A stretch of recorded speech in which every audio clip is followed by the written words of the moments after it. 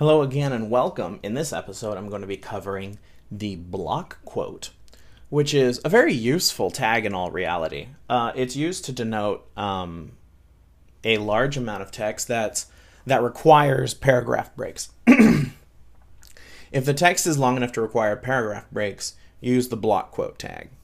If it's small enough where it doesn't require paragraph breaks, then you should use the Q tag. But I will cover the Q tag at a later time. But for now, let's go ahead and what I'm going to do is come over here and I'm going to put in some filler text, and then I'll put in a block quote. Now, right now I have the block quote just quoting Google's "I'm feeling lucky," which you should pretty much use the Q tag for because it's such a small amount of text.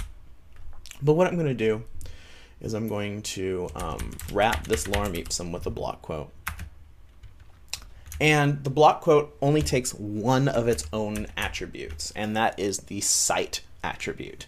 And just like you would in your annotated bibliography or whatever, you would use the cite tag to say exactly where you found the text from. In this case, I'm just going to do a lorem ipsum.com. What I usually do is I'll take the block quotes and I'll take some CSS and give it some styling to actually move it away from the text that I'm using, and to maybe put a little box around it, put some little fancy floaty quotes in the corners of it in the top left and bottom right. Just kind of give it a really nice quote feel to it. And the block quote allows you to do that easily, and when you're writing your HTML, you don't have to worry about styling anything. Another thing is it's very important because browsers use the cite to help with your SEO, or your search engine optimization.